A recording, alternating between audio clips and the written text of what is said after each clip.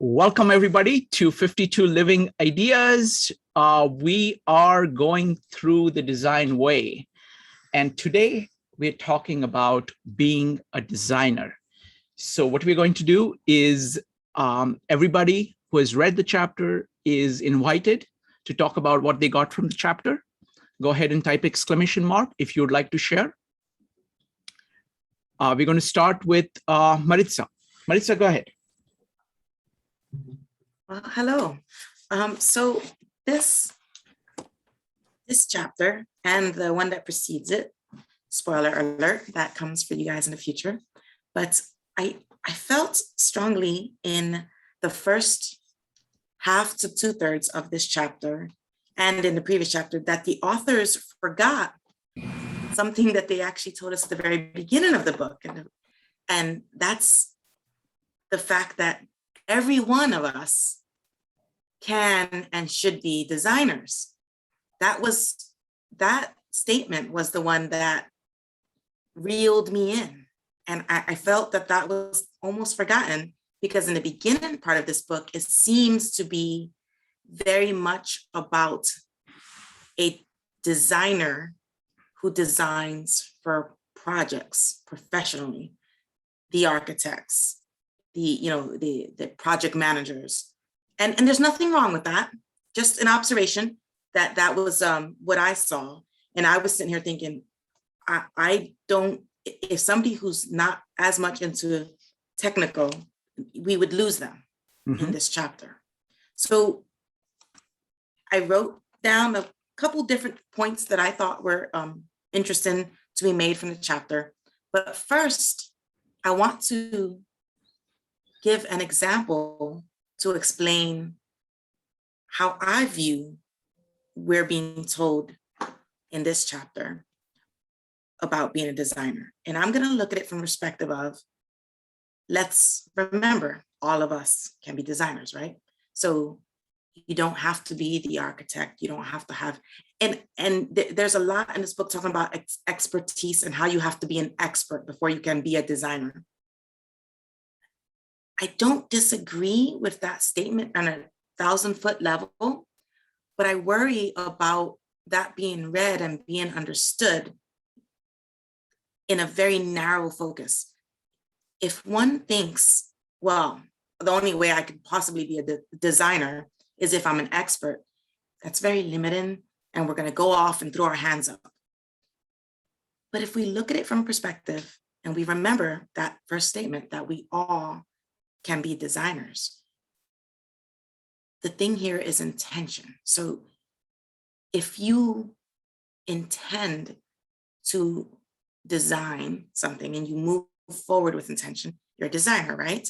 So let's look at it from the perspective of, we have two separate, I guess we'll call them family units. You have a woman, you have a man, each one of them has a child, each one of them owns a house. Now they want, they're in love, they want to live together. How you could just be in love and, one person moves into one of the houses without much prior thought or prior thinking, and then you'll just figure it out.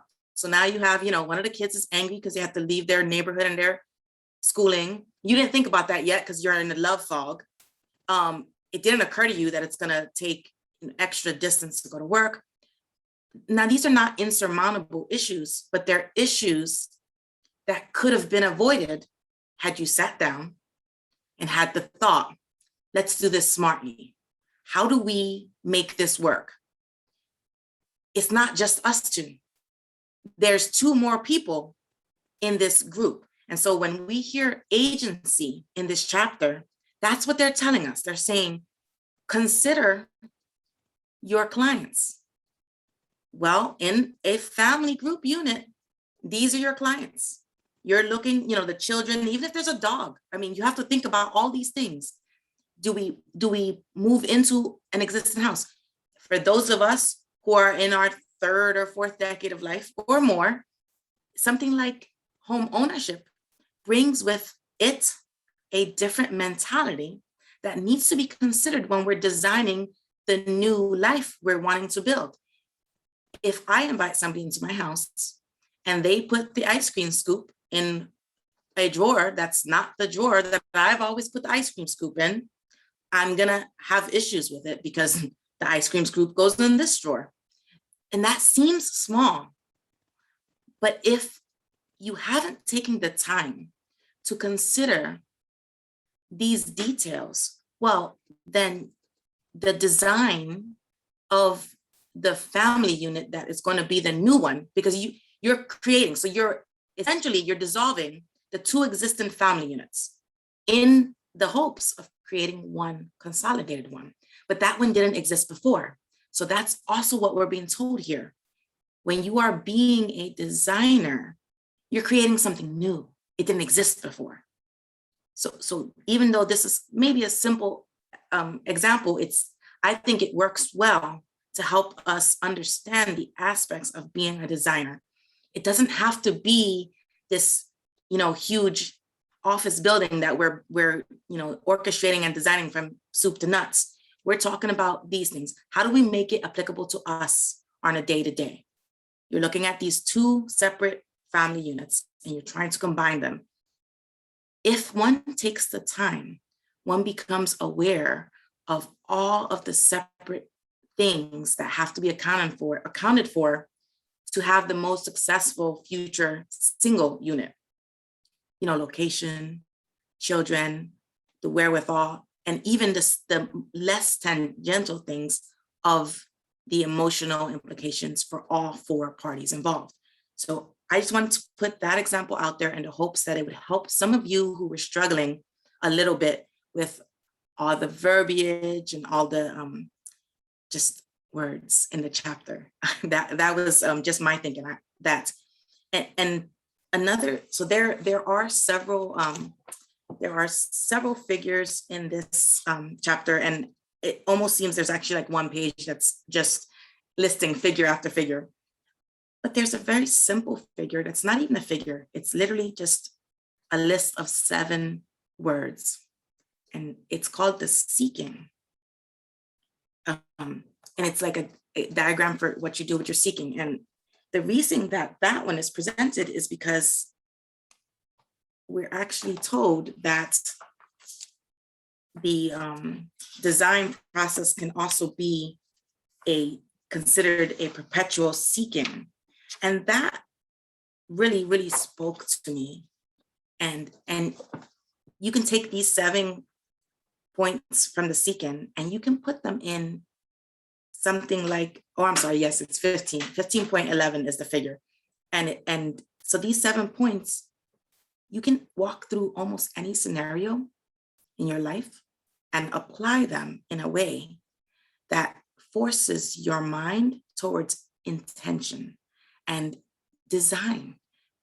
If we're not running full steam ahead with no thoughts whatsoever, then we are in a position to design the path forward.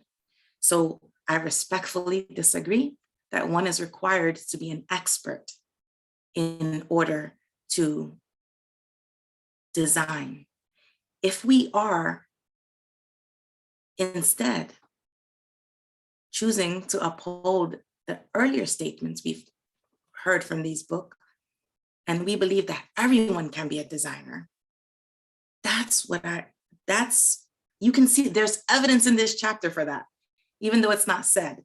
And in this one, it's the 7 seeking ones are seeking intention, seeking agency, seeking complexity, seeking limits, seeking unity, seeking form, and seeking realization.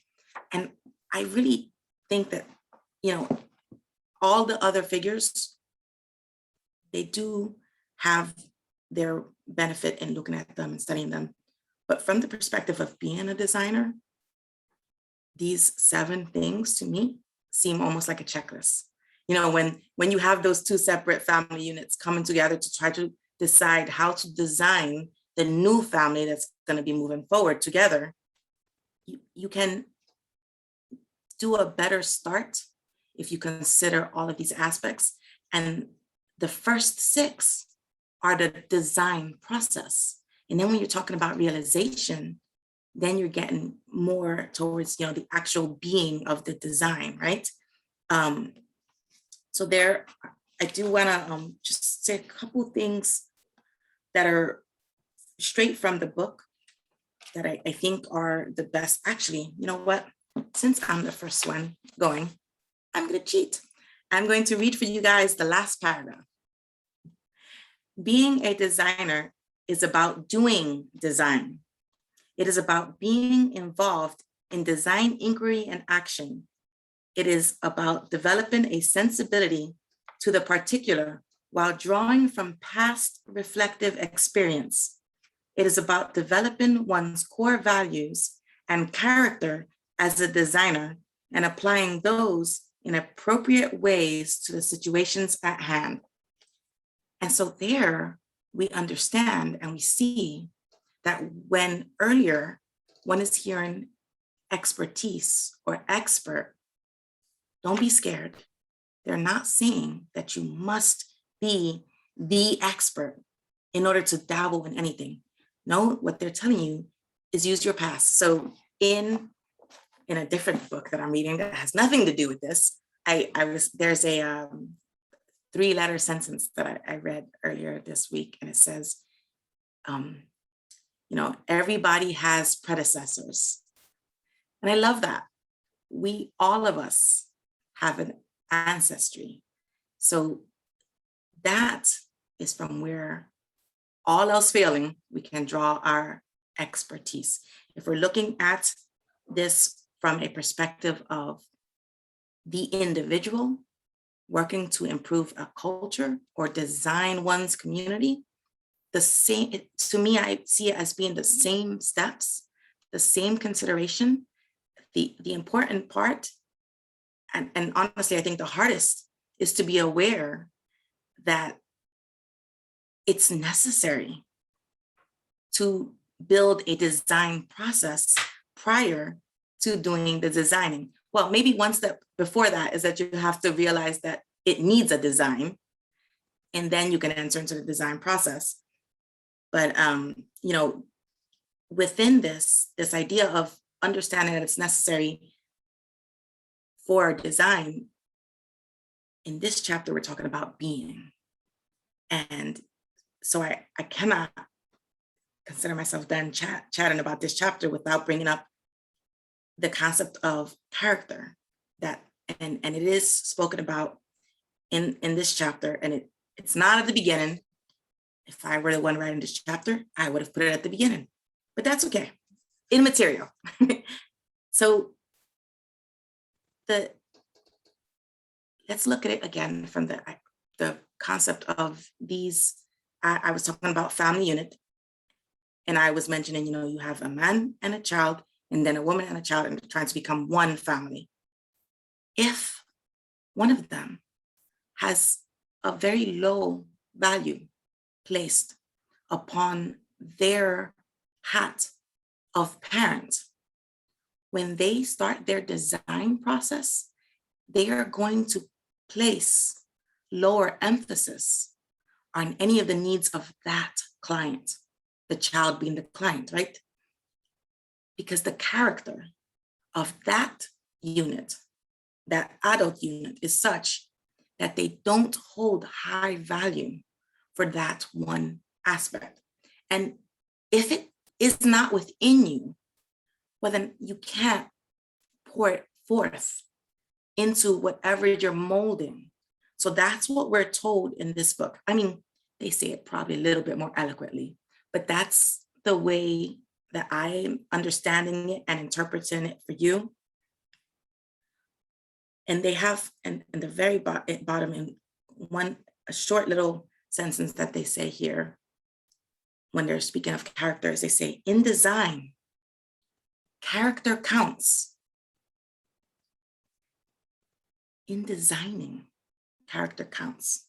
In being a designer, character counts. They only say the first one, but the other two are implied. We're talking about being a designer here today.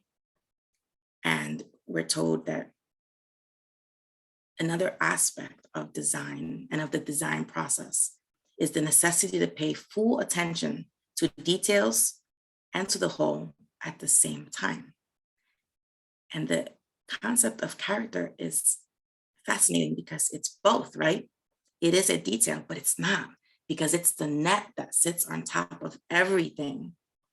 And it is vital to everything you put forth. So when you're looking at these two separate family units, trying to join and build a future family, single family unit, what's going to fall off the plate when they're doing the designing is going to be those things that are not as important to them. Hopefully, it's not going to be the child, and it's going to be driving an extra 15 minutes to work. You're worth that sacrifice, right? But if thought is not given to these things, how can one know that? If, say, the value is very strong to one unit, oh, my child is, A++, they need to be in this school district because they have to have this specific access. If the other adult unit is dismissive during the design process, it will illuminate something. So now there are two designers here, right? Because the children are not designing, they're kind of like a little bit the clients, more like the agency. I like the term agency that was used here because it encompasses clients, stakeholders, environments, and the surrounding, which I like because it forces you to think about the fact that your designing is just two of you, but you're impacting so much more than just you two. And so if the second adult unit is dismissive when the first adult unit expresses a must, in the design process, now you have identified a different hierarchy. And so work needs to be done in order to come to an agreement and to continue and to actually do the sketching of the design.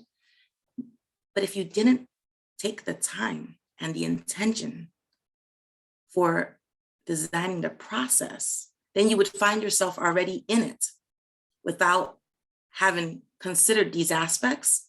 And then you would be in trouble because now you're living in this new thing you've created, but you created it without really designing it. And it's just probably not going to work very well. And I think that I am going to stop there. I have a couple other things I could probably say, but as the first person, I'm always scared of taking too long. I want to hear all the other voices. Thank you, Shikant. Wonderful. Thank you. Thank you, Marissa. I really like the fact that you took the example that you did, because it clearly demonstrates that design is something that all of us do all the time. And that was my goal. Yes. And all the concepts that this book presents, I really like what David said a couple of times, that what this book is doing is that it is making many of the concepts of design that he was using implicitly explicit. So I think it's very valuable to take, for common, examples of design and then bring to bear this entire battery of concepts to bear on it. Thank you. Next up is going to be Becky. Becky, go ahead. I'm going to follow up on what Marissa said. So I think with being an expert, it's really important because you're limited by your ability to understand what you have at hand. And so having expertise in an area would essentially give you access to like your potential tools. But at the same time, it's not, it's only limiting if you adhere to this is the only way it has to be. And so, for example, if I didn't have a hammer, I can use paperweight, but I would have to know the paperweight was there. And so it's not, I'm not locking in on the form of it, but knowing the process. And it comes back down to, I think, something that David S. had said a few sessions before. It's like you learn as much as you can, maybe different silos really deeply. And then it goes back to what Joe had said about the OODA loop. You have all the this information at your accessible to you, but then you can break it apart and you can reconstruct them in creative ways. But in that way, you should not be so locked in. You're an expert in knowing what you have, but you're not an expert in saying this is the only way to do it. And that requires, like what was mentioned about the letting go. And when you let go, maybe it's a lot of the unconscious working, but you're able to reconstruct things and put them together again, like a little child's, like just playing, and something comes together, and that's not that's new. That's design. It's not something that you've taken in the past, but the level of how well you do it, I would say probably would correlate with the level of expertise in knowing what you can do, what you have done, but not necessarily being stuck onto that. Wonderful. Thank you. Thank you, Becky. Next up is going to be Jing, and then we will go to everybody else. Folks, go ahead and type ! if you would like to share what you got from this chapter. We'll start with Jing. Jing, go ahead.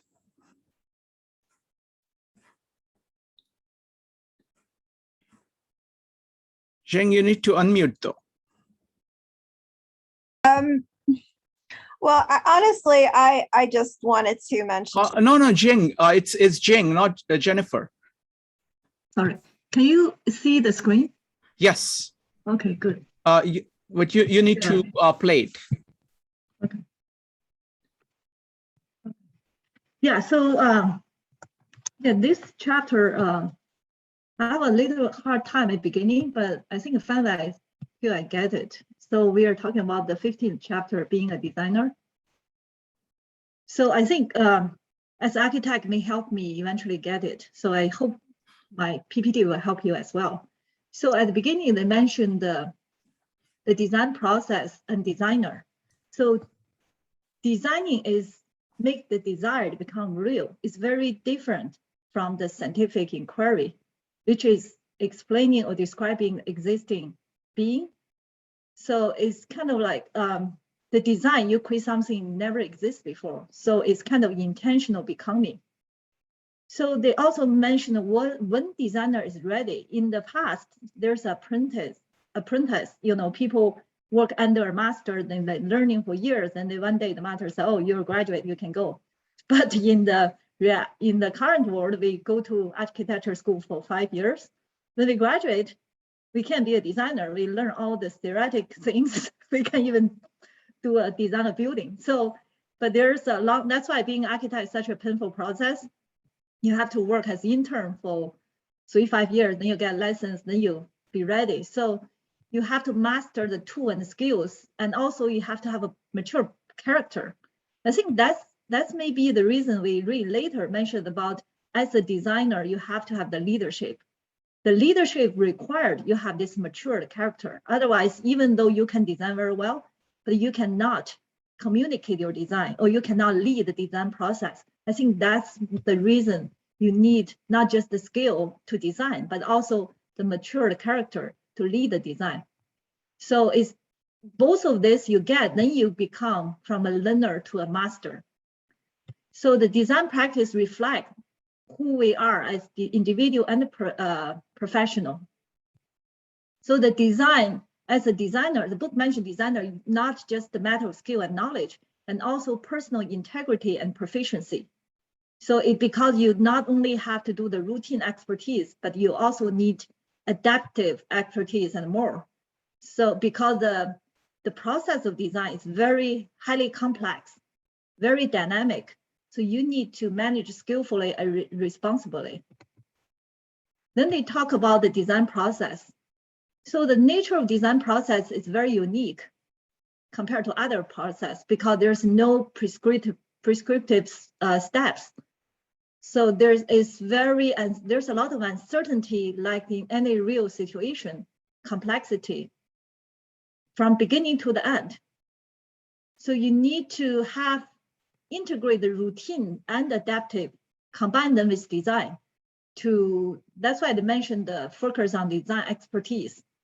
I think the design expertise is not just that other people cannot design. It's just like if you want to have a good design, you need expertise to be able to do it. I'm sure everybody can practice design in their life in different ways. So then they mentioned about design process preparation.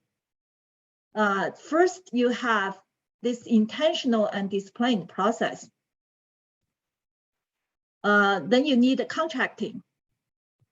So this is quite relevant, I think, because in our daily practice, I have my own architecture firm, small firm. I learned the contract is first important thing to start any process. So I usually give them a 30, 40 minutes free consulting. I said, get to know each other, know the project, know the scope. Then I gave them a proposal and said, if you want to move forward, let's have a contract. I think it's very critical through the contract, you understand who is to serve, who are responsible for the project. And it's quite interesting, mentioned sometimes you don't deal with at the beginning, then they show up in the middle of the process, which I experienced in my design process. I work on this project with an actually Indian client. And the wife was working with me through all the project. And in the end, the husband showed up and he didn't understand the whole design process. And he doesn't like it, and he wants to have certain kind of control. It's like, this is disaster. So I think that's why it's very important at the beginning to say who is this decision maker. You can't have two chefs in the kitchen. You have to have decision maker in the family. Oh, they can make collaboratively and pass on the information. So the contracting is very important in the design process. Then the design process also is a process of inquiry, because every situation very unique. We have to have a beginner's mind. Before we step into any design, we have to open to new possibilities and new insight and ready for change. So all parties bring what they have at the point. Then we all start with a fresh mindset. I want to give this example for example, I met with a client yesterday and she wanted to do addition. And she said, oh, we want to add on the back of this house, all this. And I look at the side. I said, okay. I said, why don't you add to the west of the house? Because if you add to the back of the living room, you block all the sunlight and there's a tree, all these things never think about. He has all this idea, but then I tell him, maybe you need to think about the west side, which will give more sunlight, make more sense. So then she come back to me the second day, say, oh, it's a great idea. So I think it's important as a designer, we have to lead the design, not like the client tell us, oh, you need to do this. I think about doing this, because we need to understand the underlying needs instead of what they said they need. I think that's different between the designer, because I know another architect who my client, actually his client ended up all come to me because he said he just draw whatever client asked him to do. He said he didn't design, he said draw a box what I want. And they're not happy, because they want to look for your expertise to help them to enhance their idea, improve their idea, not just draw what they ask for. So the beginner's mind is very important. And the beginning of design inquiry, we have to pay attention to the ultimate particular situation. So we have to work with the site, for example, of architecture, and step into unknown. So there's no prescribed sequence of action, but the relationship between process and its outcome. So then they compare a different design process, a different process between the science, art, and design. Because the science, we focus on the process, not the outcome. Because once the process is accurate, the outcome is always true. So there's nothing you can, just you discover you're not design. Then in the art, it's just opposite. The process doesn't matter. You want the outcome. So you experiment all kinds of different process. You get some interesting, result. And the design kind of like in between. So you have to focus on the process as well as the outcome. So it's kind of like how design works, both on the right and left brain. So in like we mentioned earlier, so we need to pay attention, deep and holistic to particular situation. So we have to notice everything important, but also in a holistic way. So as a designer and client and key player, we have to have a shared intention. So this also mentioned about the future generation environment, because which was ignored. The reason they mentioned it, I think, because before the design wasn't considered in a larger scope, so it was ignored. So that's why we have global warming, everybody more aware of it. Then we realize architecture, construction, actually big pollution. They can create a lot of pollution with material and all this not sustainable. So even the building code become more restrict to for changing that. So we need to pay full attention. Start with objective reality. Then we use subjective process to imagine what could be. Then with all those process, we congruent into image of understanding meaning, create its ultimate particular result. So this kind of design process. So there's all kinds of different design process they mentioned. It's kind of like it's hard to find one solid process, but they mentioned, like science process, there's always infinite direction you can choose from, which they mentioned the aiming. That's why the first intention is very important in the whole design process, because they set your design in very unique direction. Then they talk about what is first intention. First intention is the direction for the process, because design is kind of, there's no one answer. So there's all the possibilities. So, but where you start with, I think that's why you need intention. I think the first intention is basically all the critical questions, critical concerns, or for the stakeholder, for the client. That's you find what you want to achieve to meet all those requirements. That's my understanding about the first intention. So you find the right problem to start with. But through that direction, you find eventually through the design process, you find the solution. So that's a challenge in the real situation, because reality changes during the design process. So what is essential? Overreaching first intention. So it's a kind of, that's why first intention is kind of the set course for all the design activities. They mentioned about, everything change constantly. So you kind of like you design, you lay the train track when the train is coming. So that's kind of like how the design process is going. Because it's, and also first intention, very complex. It's really, I think first intention is more like the purpose, the goal of your design. So it's based on your ethic, your value, it varies a lot. So I think this first intention maybe is a little bit complex for people to understand. My understanding is kind of a combination of different goals of this, because you can only solve one problem at a time. You can't solve all problems with one design. So you kind of focus. Then they mentioned about the innovation. Innovation, they talk about the stuff, things, and junk. Basically my understanding through this stuff is the things consumption, like it's not really add to our life. Then things is something very make our human, extend our human identity. That's really make who we are. That's make us different from animal. And the junk is something that's actually dehumanize us. So they mentioned that a systematic assessment during the design process, because designer have the freedom to choose and create things, stuff, and junk. Then we need to have a way to assess, what we create, if it's the right thing to create. So when prepare for the design process, we start with first intention, reflect on all the possibility, responsibility, purpose, and intention. Then, based on our designer's character and his role in the larger context, the process will include preparing, contracting, set first intention.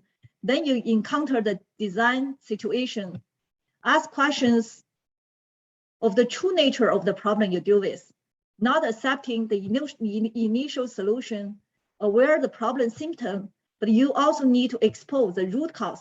I think this is very important. It's not just in every single thing, the symptom and the root cause. I think we mentioned that even in the medical treatment, you not just treat the symptom, you have to treat the root cause. I think when we do anything, we have to do that. Then expression of Desideratum for the particular situation. So during the system assessment of design situation, they mentioned about 3 factors. Opposition is kind of like the environmental project we're fitting. I give this example of how this architecture fit in this nice nature environment. Analysis into the kind of like constituent element of a whole. So it's kind of like how the house, different rooms compose it together, how they make a whole house. Then the synthesis, look out of the larger context, how this building fit in the more global scale.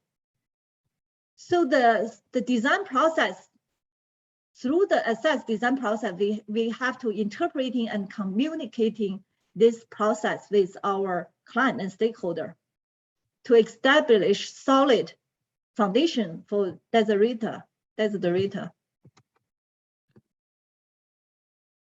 So they mentioned that during the design process, the fourth very important is the critique of design situation.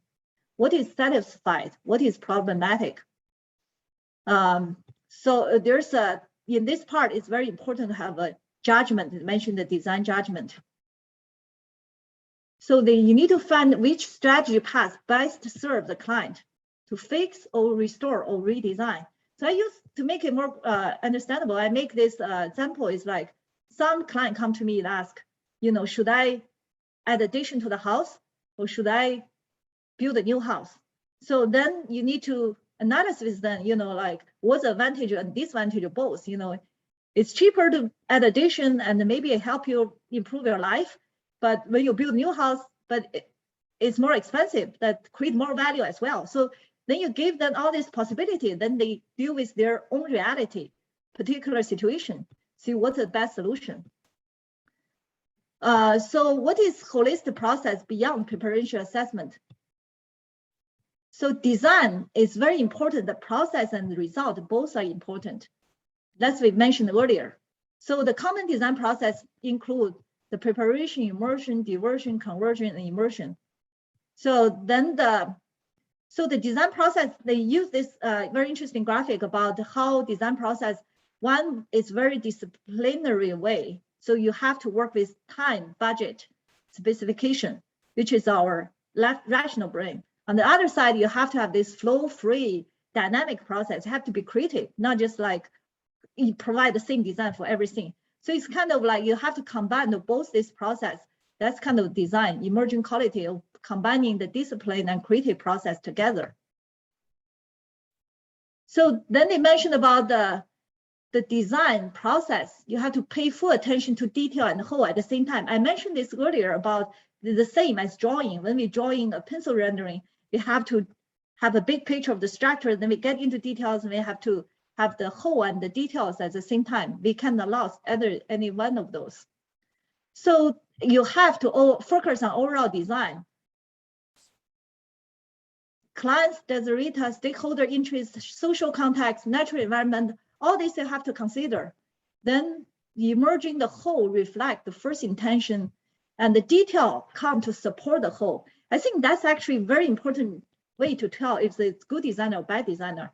I found a lot of contractors like to be designer, but I found they have ability to build. But I found one of my friends is, I found the problem is like sometimes they have built too many things, too many details, which doesn't go along together. So that's the same as painting. If you have a painting with all the details, you don't know where to look at. Usually the painting you have one focal point. You should have more details. Then the other part is relaxed to support the whole. I think the same as design, you know, you need some focal point, but you can't have all the details, and especially if they're conflict to each other.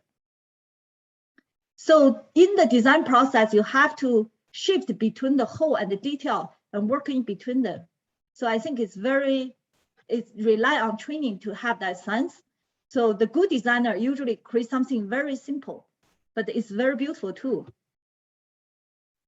So they mentioned as designer, you need to think about the design process and communicate with others, because it's very important for the client and the designer to have a mutual understanding of the process, stage, flow, and so they can manage the project process very well. So I give some example of actually my design process I created to share with client. I found it very helpful because usually the client come to me as house owner, they don't understand the whole process. So I tell them, you know, this is the design process. You know, first you look at if you have any building or a house. If not, you know, you can request from the city, we can do the site measure you get from the previous owner. Then we have contract with design into 3 phase, conceptual design, floor plan, 3D design, then we do the development. Then you have a survey structure. So basically this helped them a lot to understand that I provide a graphic, because I think a designer, we all like graphics somehow. So the graphics are actually much better than worse to help them understand, you know, this is the house I worked on before. So I use that as example. This is what they look like before. Then I design it like this. Then they under construction. This is the result. So with all this process, this is what you look like in the process. So I think it helps my client a lot. This is the design process I designed. I'm still trying to make it better, but I found it's quite helpful. So design process is very personal, very complex. So we have to learn how to improve our process and manage it through the experience. So I'm based on my previous experience, create this process. I have my company for 5 years, so I keep learning how to make it better. And also they mentioned about the only guarantee, because design is so particular, the only guarantee of excellent design is actually the designer's character. So the designer as a core value resident in designer's character is I found this quite interesting because I don't see a lot of people mention this actually, but they mentioned the design. There's no universal truth or general solution. So you create this ultimate particular. You handle all this complexity, tension, contradiction, possibilities, and limits. So the judgment is very important. To make the judgment, you have to knowing, and then to know, you have to be a knower. And that means you have to have this core character to be a good designer. And the design success is based on that character. And that character they mentioned about is kind of like who you're supposed to be when you were born. I don't believe everybody believes that, but personally, I believe in some way. I believe we all have something we are good at and we are fit to do. And that's kind of our life purpose in some way. I think a lot of designers feel that calling. It's a kind of creative self-expression in some ways, even though you design for others, but you can express through others' project. That's why I think the designer is pretty lucky. People pay you actually to have fun, for the self-expression. Then they mentioned how to develop designer's character. Basically, you have to design your own design character, so which is a little bit hard to say, but everything in the end is about design. So how you design your character is very important. I think is you take it seriously, because as a designer or as any other job, people easily get into the routine and repeat. It makes life easy.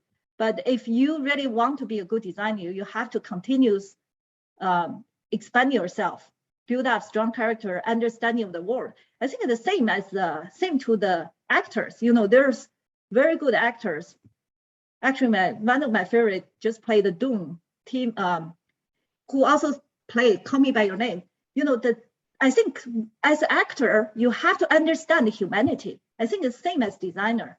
It's not just about skill, about doing the building. If you understand the humanity, you understand what human needs, spiritually, what their intended need, then you can create something really meet their deep need. same as actor, they can play out the act, they can all the skills.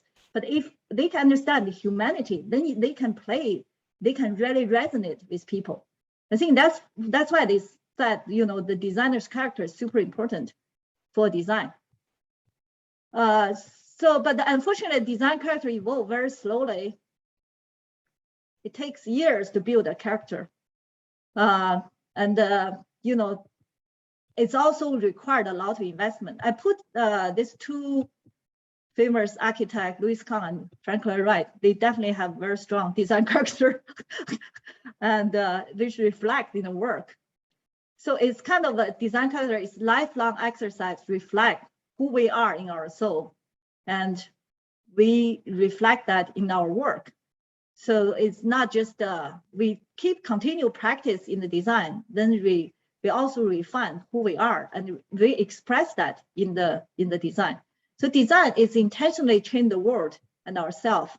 It requires us to be a leader, because it leads world to a new reality, move to the unknown and unknowable. I think this is true to all creative work, because they all create something not existed. So it's all new and it's all unknown. So there's intended change, unintended change, which we have to be careful as a designer, because when we create some unintended change, it cannot be undone. So designer and the leader is so intertwined, because as a leader, you have to be a designer, because that's why we said, as a leader, the most important thing is vision. Vision is like you see things that not exist. That's a design. So that's why I said the designer is a leader. The leader has to be a designer. So the designers, in the design, the only guarantor is of the design is designer's character. And designer have to be a good leader in the design process. That's why I found, like some, as architect, you need a kind of generalist requirement, unless you work for a big firm, you don't have to deal with it. But if you work as a mature architect, you have to deal with not just creative part, you have to lead the team. You have to lead them to follow certain process, design process. You have to lead a consultant to fulfill a vision. And you have to have this leadership besides creative, besides you have to manage the time, the rational part, the budget. So there's kind of left brain, right brain, and also the leadership. All this very requirement. That's why I know some licensed architects who don't want to do their own practice. They just want to do drawings. They don't want to talk to people. So these people cannot be a real, designer or the leader in some sense, unfortunately. So being a designer, so you have to engage in design activity, creative and imagine. And at the same time, you have to improve your own character as a design leader, have a deep understanding of the design process and how each personalized and particular design process should be developed. So being designer is about doing design involved in the design inquiry and action, about developing a sensibility to particular will draw from the past experience. So this is very important, the past experience. That's why I think we mentioned about this, the real, the ideal, and the true. I think the reason we have to have the experience, because if we want to reach the ideal, Desirita, we have to solve all the reality first. So with the experience, we no longer struggle with solving the basic needs. Then we can create something on top of its ideal, give to client as a surprise. So that's why it's very important to have the experience. Then you don't have to deal with the reality, because that's no longer a problem. And also about developing one's core value, character, applied in proper way to situation at hand. So this is all the three things we need to do being a designer. Thank you. Thank you. Thank you very much, Jing. Really, really appreciate your presentations. They do a fantastic job of capturing the chapter. All right, next up is going to be Joe. Joe, go ahead. Yes, so this chapter was interesting. There's a lot to it, but things started to come together when I looked at the graphic 15.6. I don't know if you're capable of pulling that up. If not, Yes, I can. I'm going Okay. to do that. Give me just Thanks. a second. You can continue talking. I'll just pull it up. So when I initially looked at this chapter, I thought the most important thing is how we form our questions. How do we get to the point where we're uncovering the right problem and understanding the right solution? Joe, you're looking for 15.16? 0.6. 0.6, okay. Nope, sorry about that. So the idea of having this beginner's mind and being open in that process is critical. So I looked at that diagram, 15.6, and what happens is there's this first stage of systems apposition. And in this stage, you're basically obtaining the context and understanding of the environment that you're functioning in. And there it is. So in this, but when I looked at this diagram a little bit more closely, and this is why it started to make a little bit more sense, is then I looked at the next stage of that, which it's in the process, and it's systems analysis and synthesis. So when I'm putting these two together, systems apposition is actually links to chapter 3, but the synthesis analysis and the systems analysis and synthesis part actually is composition assembly. So that is what we covered in chapter 14. And then from there, we go into the systems critique. So it kind of combines everything that we've been learning and tells us essentially, this is the process by which you're going to go in, understand the context, then you deconstruct the problem and look at its parts and assess it as a whole. And then that's the synthesis part, see how it could actually become a whole. And then there's the critique part that Zhang had talked about. And this is really important because it comes down to the idea of judgment and strategy, on what strategy you're going to take in order to, when you're creating your design. So the second part of the diagram speaks about the idea of systems repair, redesign, or design. So when I thought about it in the sense of like the composition assembly that I had talked about and Becky had already mentioned, is the idea of breaking apart a domain and seeing whether you're just going to fix it or you're going to redesign it, or you're going to either create something new. And in the example that I had used was there was a skier, a speedboat, a bicycle, and a toy tank, and it was creating something new out of the parts. And essentially that would be the way you approach that particular solution. The other aspect of this that I thought it was very important and that Zhang had talked about is, and Marissa mentioned it as well, the importance of character in the design process. And the reason I think that that's so important is because there's an authenticity aspect to it, that you really have to believe in what you're designing if you're going to be a great designer. And that this actually can apply to not only projects that we're actually looking at, but also our entire life.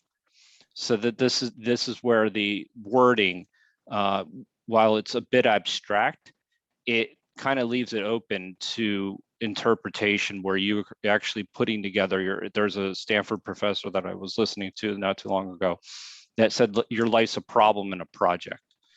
And that this is essentially something similar where you're looking at this and saying, okay, what is my life? You know, I got this problem and what am I going to do with it?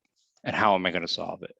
And I look at this book as perhaps leaving it open essentially to how you're going to actually design the way you're going to live. And I see character and authenticity as critical to that process, because it also facilitates the ability to make good judgments. So you were making decisions with clarity. So that's pretty much, that was the main part of what I've taken away from this chapter. That's all. Wonderful. Thank you. Thank you, Joe. Next up is going to be Charlie. Charlie, go ahead. Yeah, okay. I'm going to post a couple of URLs that I think are relevant to what's been said so far. One is in response to Maritza, and the other one is in response to Jing. Okay, and it's within the context of what was written in this chapter. And I just realized, were you able to hear me okay? Because I forgot to put my microphone in place. Yeah, but anyway, what I see is that when you're doing something, you first of all have to contextualize what it is that you're doing, okay? And usually you only contextualize within the immediate framework of what makes sense to what you're doing, okay? But what he mentioned was that there's a lot of talk within the design community about sustainability. And sustainability is basically an ecological concept, and it's a big concept. Okay, it's ecology is kind of there's Arnie Nace who did deep ecology and it went into the whole thing, and so anyway, this question of character I think is really important because it has to do with for me it has to do with integrity, honesty, and courage and things like that. That in order to be able to look at something like, for instance, so the thing that Marissa was talking about, a family, okay, that there's one of the things there is family systems theory that kind of addresses the difficulty of raising a family, and because it's not separate from the rest of society. You have your children's friends to consider. You got the neighborhood you live in. You got the type of school. All of that stuff that she mentioned. That also is these are things that are important in how parents decide to when and where and how to raise their children and have a family. But it occurs within a larger system, and what that larger system might be the community, might be the church or place of worship that you belong to. And so you get larger and larger and larger systems, and that eventually, if you have the mind to go there, you have like the system of the entire planet, and that includes everything. And one of the things that's interesting about evolution that people have been discovering over the last 20 to 30 years is how deeply intertwined life is. That there's something called eco-devo, for instance, where or devo-eco is that when a organism is developing in the womb, it is taking in signals from the outside. Okay, and the epigenetics are fine-tuning how that organism is going to be born. Okay, and so the idea is to be able to be adaptive, to be able to fit in with the environment, and to be sustainable. In other words, you want to continue living, and you want your species to continue living. Kind of, it's kind of that sort of a thing, and so that for me, that question of character has to do with how well aware a person is of that way of understanding. That if you don't really care about the sustainability of the human being, of the human species, or the planet itself, to me that's a sure sign of a low character, and it's a person whose moral foundations are almost non-existent if they just don't care. Okay, so these are questions that have been on the thoughts of human beings for thousands of years. The Asian philosophies are better at this in terms of thinking in terms of context and flow and process and things like that. Whereas in the Western civilization have been more involved in making up rules and regulations and making laws, written laws, and so on.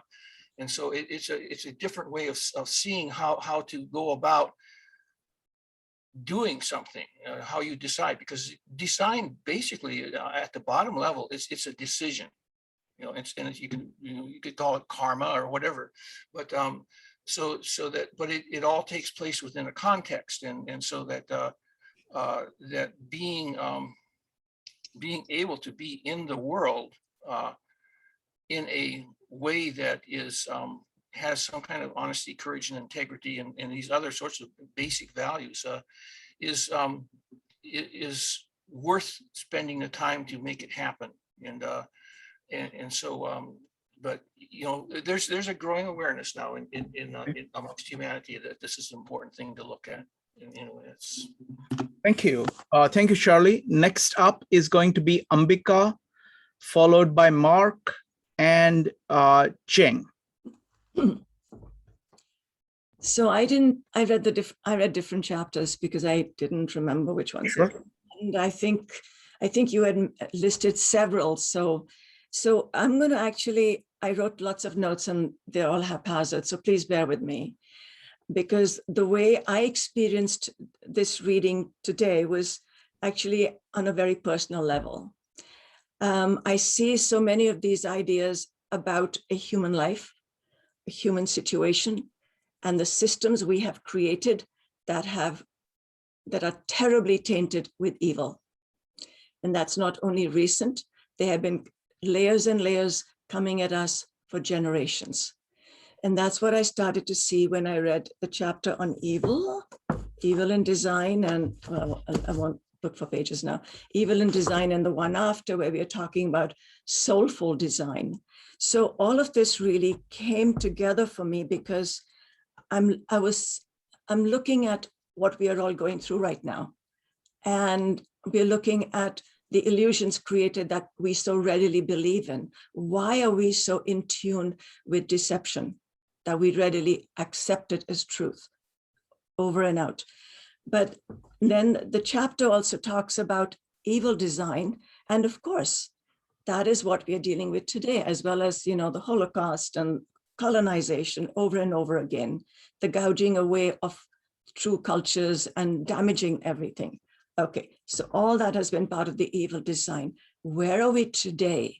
Not only in physical structures that we have designed, because there are beautiful structures, very beautiful structures. I don't know if you know that Guruji of Devipuram, who was a renowned physicist, kept getting dreams of the Divine Mother who said, you got to quit this. This is a family to take care of. Finally, he quit and he built the only 3D Meru in the world. Is this, you know, where you can walk in. It's in Andhra Pradesh. That's the only one. And she would appear to him and then disappear. So both and happen concurrently, and they're happening now. And I think that at this time, what came to me as I was reading it was, imagine you are taking a walk and you don't know where you're going, you don't know why you're walking, but just to get away to figure something out. Because there's a lot of information here. And for me, I have to personalize it rather than just look at concepts, being a creative and intuitive. So you're walking and you see this little pebble and you pick it up and you hold it in your palm and you feel it. And then you look at the texture, you look at the colors, you look at the pores, and you even get frustrated. And then you hold it and suddenly you may even become subsumed by tenderness. And that is where you will recognize who you are, what is your purpose. All our purpose is simply to be happy, but we forget this and we have difficult relationships, we fight, we destroy each other, but that's not how we meant to live moving forward. The design of our cities, the California apartments, I don't know why they bother putting a swivel for a window, okay, and on. So we need to create environments that lift the human spirit. We need to be able to communicate our tenderness with each other, because that is what is real. There is a discussion happening following one of the groups, I think last week, so one before, on what is real, what is value and virtue. We have to feel what is real in our hearts first. We have to feel it, we have to embody it. The whole body is the heart, not just this organ here. And then what I thought was, and then you have to let go of your negating emotions, because they don't belong to you anyway. They belong to layers of stories you've been holding too close. And then when I looked at this pebble, I actually went into another dimension. suddenly I saw my great-grandmother. And of course, I wasn't there at the time, but the stories I was told. When when they're finally told they have to leave, this is in a city called Layalpur, which is now in Pakistan. It was Punjab, which was not meant to be cut off, by the way. And my great-grandfather turns to lock the door, and she said, "Why are you locking? We aren't coming back." And that little "we aren't coming back" was a story that it's in a poem of mine that I published. But that told me everything, the whole story of our damnation, of our wickedness, of everything that we now need to reconcile and say enough of this going forward. So please find that pebble for yourself and be the tenderness that you are, because I want all of us to be happy and so on. And so we have to give up all the assumptions we have for this new design. Thank you so much. Thank you. Thank you, Ambika. So folks, what we do is that we have a sequence of chapters. Every time each of the meetup will have the chapter that we are discussing, and it'll have the entire sequence. Maybe I should put dates on each of them to see it, but it'll always, the title of the chapter will have, title of the meetup will have the name of the chapter that we are discussing. So what I want to do now, before I go to Mark, is there is one other person who is really intimately involved in this project, and that is CJ. He not only has inspired this project, but he actually, I don't know why, he doesn't attend the meetups, but he watches all the videos and gives detailed commentary on it. He's reading the book again with us, and he's doing all this work. So I want to bring some of his observations to you folks. So he says, I think the choice of the chapter 15, being a designer, is propitious. They're doing this early, he thinks is propitious. This is the kind of centering exploration that folks need, seeing the big picture. Then he talks about, he says, my takeaway from the chapter, he reread the chapter. My takeaway from the chapter is design is about designing the design. This chapter provides some preparation for the judgment chapter next. In my opinion, the core idea of chapter 15 is, as I said, design is about designing the design. Do not let the complexity of figure 15.10 distract you. Yes, the book's ambitious, fine-grained approach details all the complexity that is needed for wicked design challenges. But the essence of being a designer is to design the design. It is a simple but profound realization. So this is a very interesting combination of what David was saying and what Marissa was saying. Then he has some general advice to people, because he's been living with this book for a long time. And Robert was good enough to talk about his experience of living with this book since 1970s on one of the Thursdays. And he showed us the copy of the book with all his cards and notes and everything over the years. Now, this is CJ making the same point. He says that, he's commenting on the sequence. I asked him about his comments about the sequence of chapters and how we are going through the book.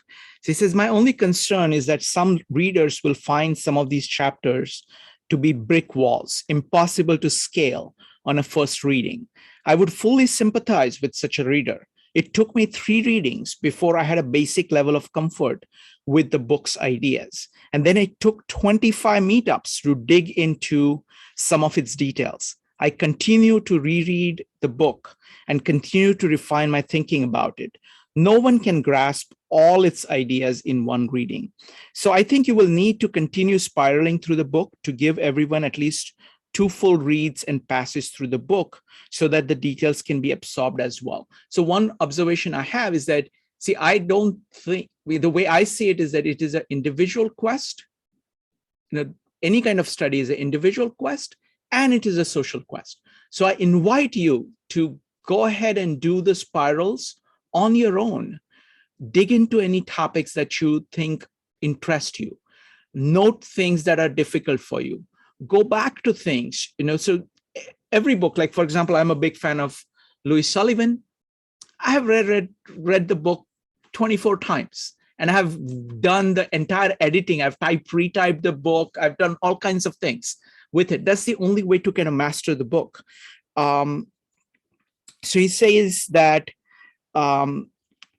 if everyone grasps 2 or 3 things per chapter in the first reading spiral, they may be able to grasp the next 4 or 5 points in the second reading spiral. I even suspect that a third reading spiral might be needed. I agree with this, except that I would encourage it to be a personal, because each person will find some chapters easy, some chapters hard. They will find some chapters worth going through multiple times, some chapters not worth going multiple times. So use that. Then he has a very interesting list here. He's saying, although looking at cross-cutting themes may be an alternative to a second or third reading. So he's saying identify different themes. So he has a provisional list of themes that he's suggesting. He's saying the real, true, and ideal is one. The next one is design wisdom. Next one is design ways of inquiry, being and becoming, designing you, imagining a design culture, designing a design culture, models, course, and schemas representing design of designs, the foundation of design, the fundamentals of design, the metaphysics of design, aesthetics, ethics, and reason in design, and a lot more. So that's some of his ideas. Let me stop with this one. I think the book is taking the reader to a PhD level of understanding to prepare us effectively to conceptualize even the most wicked design situations. There are, of course, organic approaches to design that can be learned even by children, but some of these baby steps, while vitally important for each human's development, do not prepare us to address the big issues facing civilization. We need to get much, much better at effectively designing our worlds, and the design way is ready to help us take on those more ambitious design aspirations. Okay, so that is, again, thank you, CJ, for all your observations and all your feedback. All right, next up is Mark. So I think a lot of the comments that I was going to say, I have to delete from my comments at this point. But I thought this chapter was interesting as it kind of was a little bit recursive. And what I mean by that is it turns the process inward. Whereas we're talking about all the things that we're learning about design, but now we're talking about how to design yourself in a way, to be the designer, it gives the lessons of what it's teaching of, how to analyze good design and bad design or not bad, but good design and what qualities to look for. But it also talks about yourself. And I think it invites you to turn inward those things that you're looking outward on and focus on those same qualities about how you design yourself as a designer. So that's what I say by being recursive inwardly. In the past, the chapter starts with talking about how there were, I don't think it uses the word guilds, but suffice to say something similar to guilds that were raised, an apprentice level of understanding of how to design the designer. It brought the person in. And I think that's something that's sorely lacking in what we have today. I think a lot of times where we've gone is to get the job done. And it's a job. And it's something that it's seen as more of the goal is to get it done, not in the art, the craftsmanship of doing it. And Jang said something that I feel I know is like somebody is paying you to do something that you're proud of and you like. That's how I feel when I'm on a good project and I'm doing something that I feel like I'm putting myself into. And I think that's what being an apprentice. And I don't know because obviously I don't have an experience of that. But I imagine if you were in the guild, you were brought up to, this is the right way to do it. This is the way we've learned from each other and the crafting of it. And I think that's something that's sorely lacking in this chapter. I think tries to, put a focus on how you can do that yourself to find that craftsmanship in applying it to yourself and to projects that you work on. Thank you, Mark. Jing, did you have a quick comment? We're going to, and then we'll go ahead to the breakout rooms. Go ahead. Yeah, so I just want to say, I think that make it more relevant to everybody's life. I think design ourselves actually is critical, as not just as designer, designing our own character in life, I think is very important for everybody, who you want to be, how you design yourself to become the ideal self. And I think that's the things we can all relate to, and we have different approach to achieve that. I think that's actually help us to understand. Personally, I think it helps us understand it better. For example, like I just started this design critique group because we have this architecture group. All we talk about is building code and permitting. It's like we are not become architect to deal with permitting and building code. So that's the real. We have ideal. So I said, why don't we just critique our work, because a small business person, we don't get feedback, which is very important to improvement. So we just started last Friday, and it was great. Everybody inspired. So I think that's, and also I think, I read this deep work also mentioned we have to recharge. Doing job, it's just like routine practice. Just like if you be a tennis player, you just play on the court, you won't be a good tennis player. You have to practice certain skills. Then you get better. Then you go to the. So I think we have to, in this society, may not support it that much. Everybody making a living, making money, but we have to spend our own time to. I'm thinking, like Friday reading, learning different things. We have to invest in ourselves, for the future. Thank you, folks. So I'm going to start the breakout rooms now. They will last for about 20 minutes, after which we'll come back. Please come back with the best question that you have on the table. So to put on the table, and then we're going to deal with all the questions. Starting the breakout rooms now. They're going to be led by Becky, Joe, and Marissa. The rules remain the same. Keep on topic, be brief, and be courteous.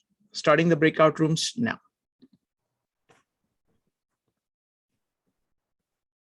In seconds.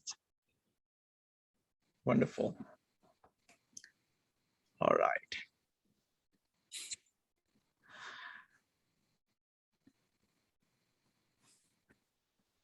Welcome back, folks.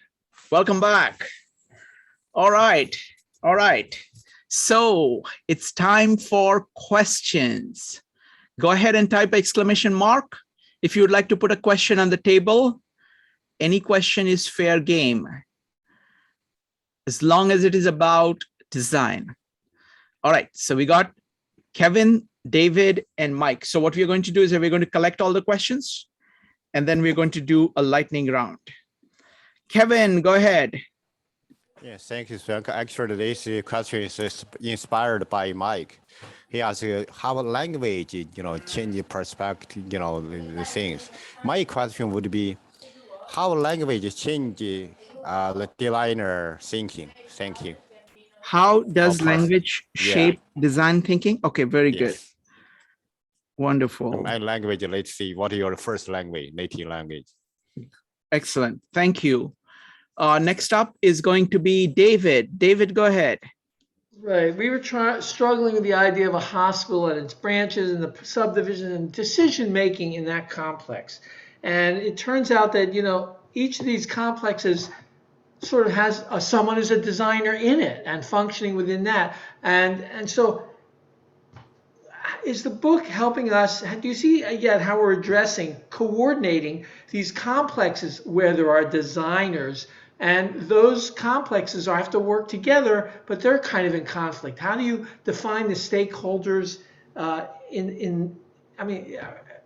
it's sort of overwhelming to see how to harness this. I don't have a good question to frame here. It's like the stakeholders are in conflict. Mm-hmm.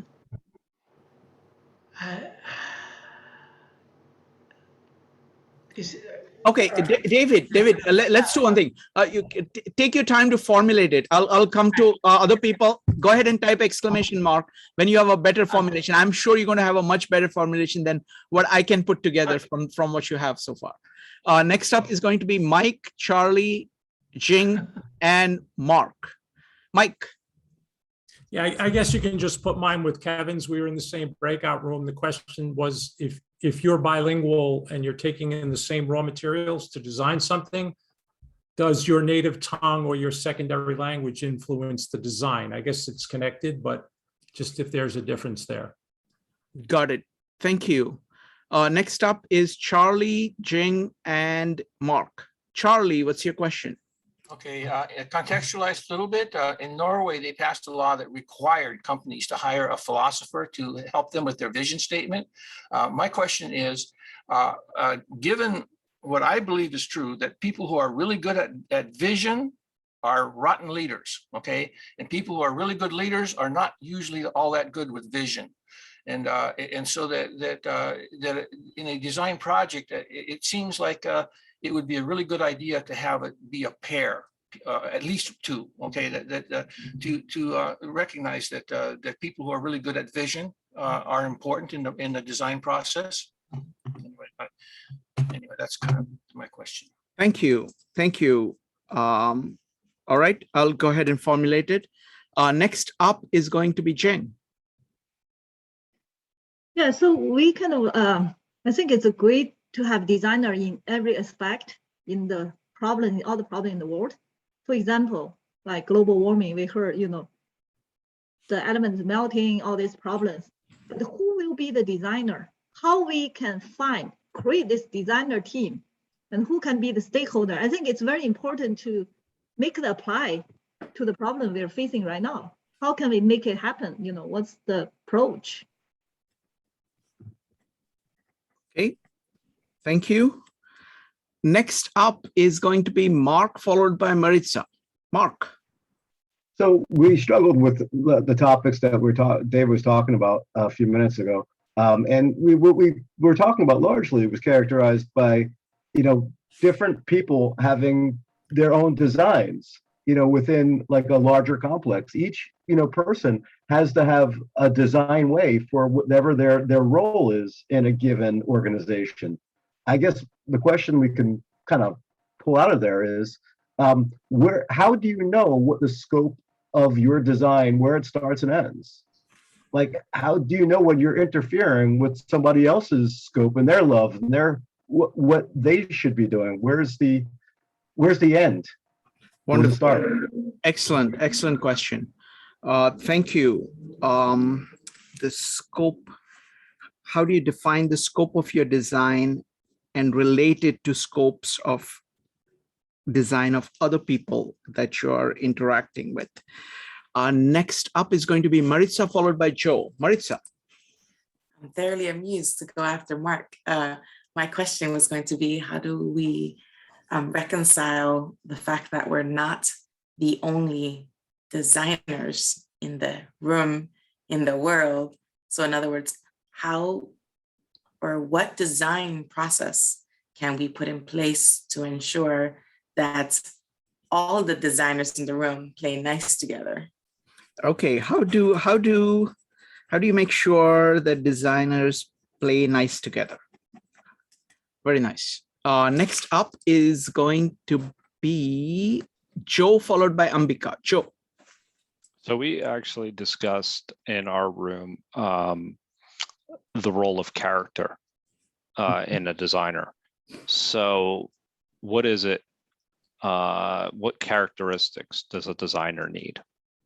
Or what is the definition of a good character for a designer? Wonderful, good character of a designer. Nice. Okay. Next up is Ambika. Ambika, what's your question? You need to unmute. No, please go to David. I'm still working on the wording. It came very Sure. fast. David. Right. So yeah, I'm back. Take a second whack. So the book is helping, I think, if we're starting with a well-defined process that sort of has a beginning, but we're embedded in a real world with social economic problems, businesses. We're in businesses already. We're a doctor in a position in a hospital. So that's sort of the beginning point of the question. What Mark said, I want to just add on to that. So, okay, how do you negotiate when you see needs for the system from your design point of view without it becoming what it, I think, typically becomes a feudal process, a political war behind the scene? You know, how do we, or is it always a wicked problem? You know, meaning it's the same problem as climate change. You know, you have to take into account the role of people, the role of governments, and the role of laws, and the role of money in that. And then, you know, in each country, you have to look at relations with the other country. I mean, it just becomes who's the real stakeholder? All the living people, the next generation. How do you, you know, is it always that wicked? Sorry. Wonderful. Look at Excellent. a concrete problem. That was a good suggestion, but I don't think we'll have time for that. No, David, I think what happened was that everybody helped you. Like different people like Mark and Maritza kind of, and Zheng also kind of talked about the same thing. So there is a cluster of questions. You know, how do we design together? How does design work in a existing social context? You know, we live in social context. We live in complex social context with lots of stakeholders, lots of designers all together. How does design work in that? Next up is going to be Maritza, followed by Ambika. Maritza, what's your question? So this was actually a question that someone else posed in my group, but it doesn't appear they're going to post it here. So I'm throwing it out there. Sure. Can there truly be such a thing as the individual designer? Mm-hmm. Okay. So we'll put that, we'll roll that in. So kind of social and individual design, we'll put that as one cluster of questions. Ambika, do you have a question? Yes, the question came up about character, and I want to bring that together with where do character, virtue, and values come together to make character. So what is the place of these? And at the same time, because Maritza came up with, asked for playing nice, I said, how can we use conflict for growth of character? Thank you. Thank you.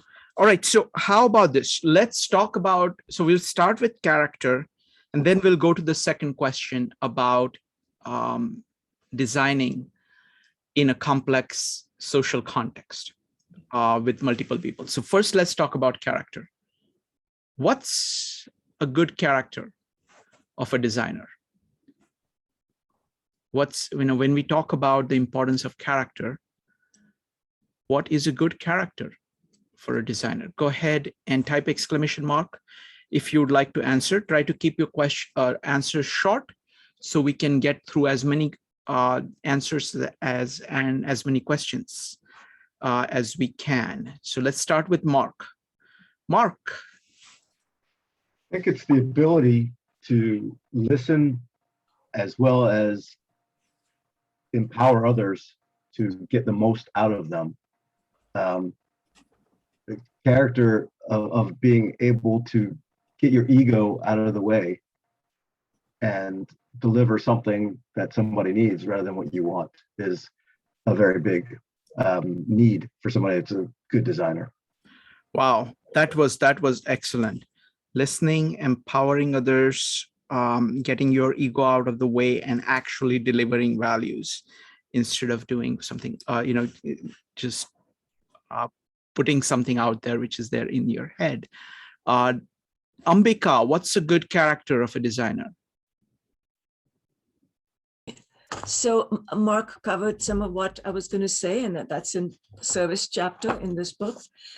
Also having a vision that embodies or encompasses what you as a client may want, if it is a client relationship, and or serving in the most propitious way to raise the environment and frequency. Thank you. Thank you. Next up is Zheng. I think the character should be authenticity, integrity, curiosity. Wonderful. Authenticity, integrity, curiosity. Wonderful. Next up is going to be Joe, followed by Charlie. Joe. So Zhang actually just stole a couple of the characteristics that are really important. I think authenticity is critical. So the other part was identifying a value system. And another aspect of it is being conscientious, I think is really, really important because you're actually in tune with other people and they see that. And if you're conscientious, it's also, it shows that you're taking your tasks seriously. And I also look at it as there is a virtuous aspect to it as well, where people understand that where you stand, and that's where the authenticity is, and that you won't necessarily cross certain lines. So it's that I think it's a very it's a difficult question because there's so many facets to it, but that's my initial, and I look at it from more obviously a Stoic perspective. But wonderful, thank you, Charlie. What is a good character of a designer? Well, I'm going to combine Jing and Joe's, and I'm not going to repeat them because I agree with everything they said. I just want to only add a couple of other things, or to specify more clearly that honesty and courage and compassion are of great importance, and also depth. Okay, that a person needs to have depth, and that's very hard to articulate what that means.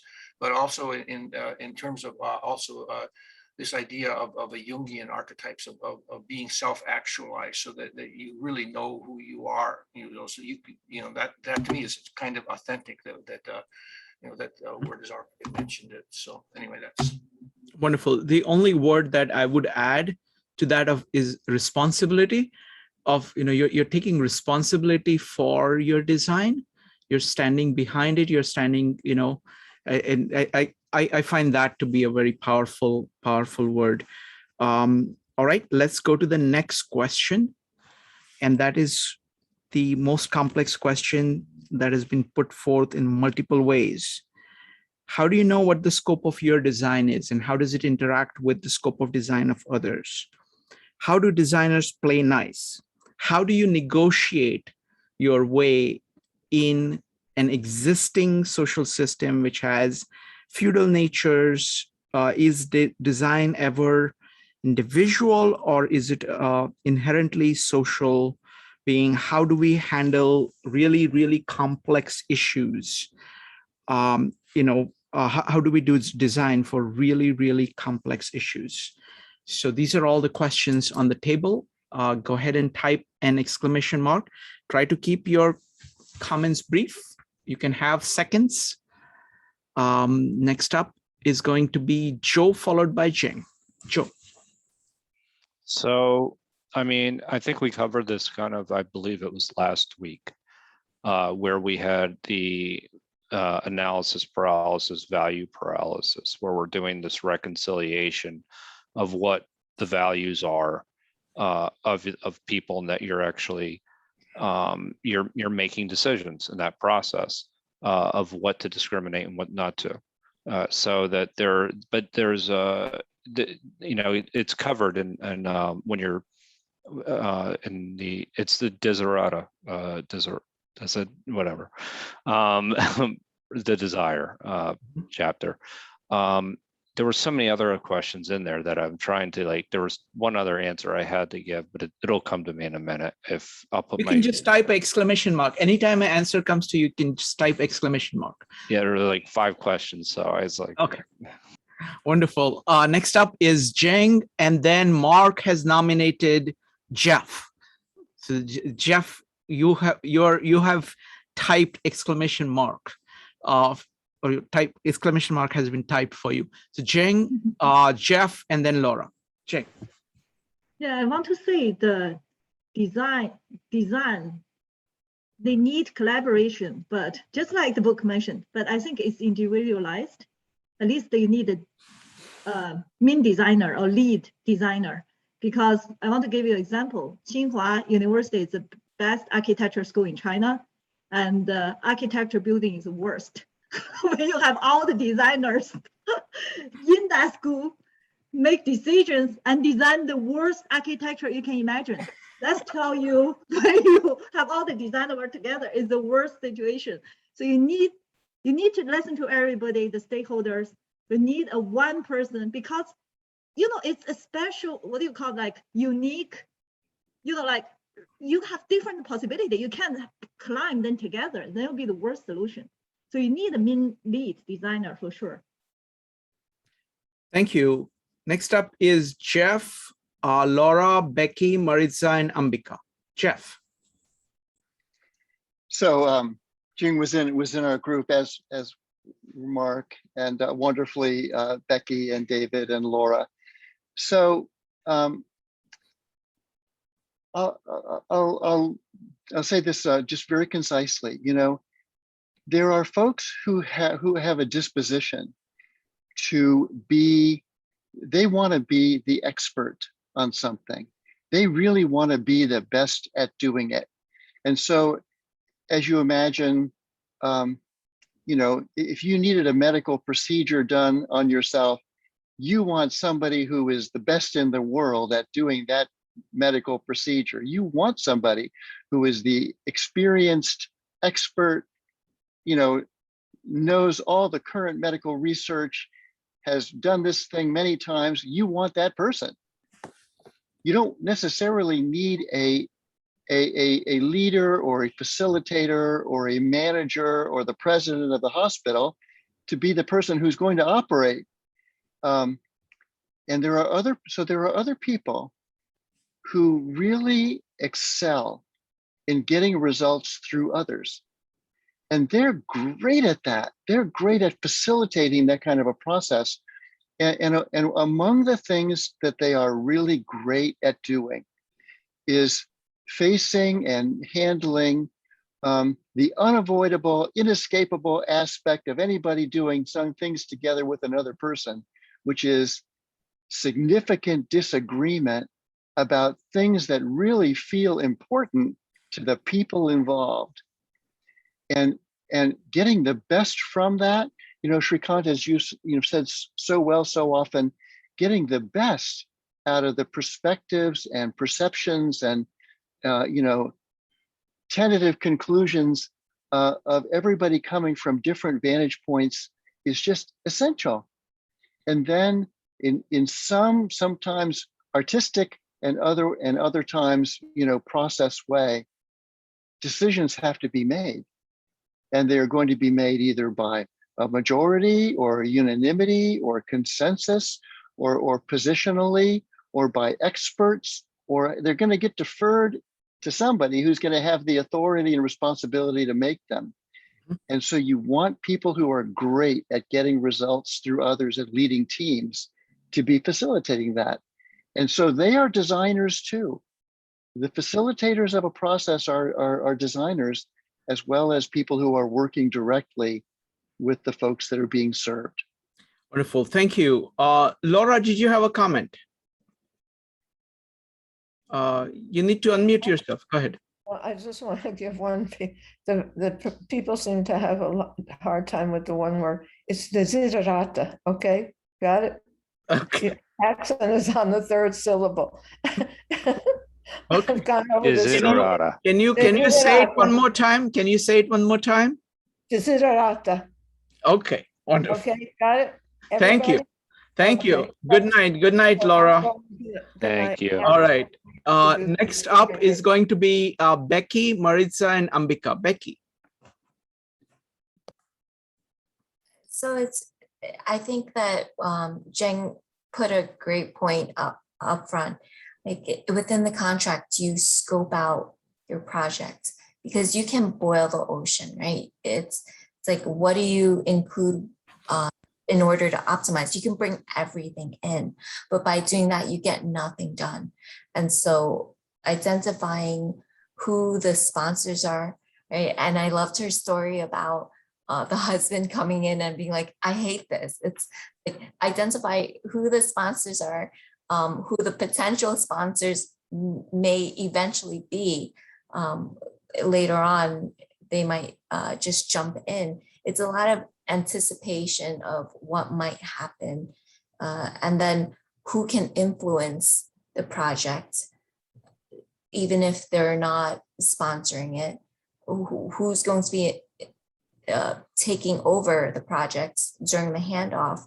all your stakeholders, but there are varying degrees and their contributions are different as well. So how you communicate what to them throughout the course of project also changes. And all that needs to be balanced out as you're moving from different phases. And not everyone gets a say, even if they're stakeholders. Sometimes the sponsor is only footing the bill and not interested in being part of that. So understanding where they're coming from is key to the project success, but also being very careful about the scope creep that will stall out the progression. Wonderful. Thank you. Thank you, Becky. Next up is Marissa, followed by Ambika. Marissa. And answering the question of what is the scope for a design, I would say it begins with intention and it ends at innovation. And if we're looking at that, what are we saying? If we go back to the example of the 2 separate family units, the intent is to have a future where it's 1 4-unit family as opposed to 2 2-unit families. So that's when you have identified that intent, then you enter into the design process where you're mapping and sketching with the end result of a brand new family that previously didn't exist. And I think that's the most important part, is that identifying of where it is that you want to go.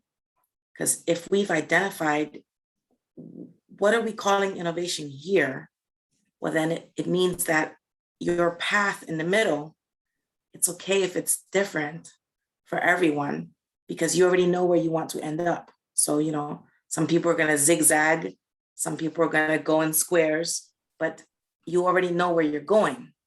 So you just keep moving that way. Wonderful. Thank you. Thank you, Marissa. Next up is Ambika. Whatever the design is, whether it's a hospital or a designer in life, this person needs to have an intelligence that is a sensitivity and an understanding of cosmic rhythm, whatever that is in the moment. Sincerity, very, very important, very important.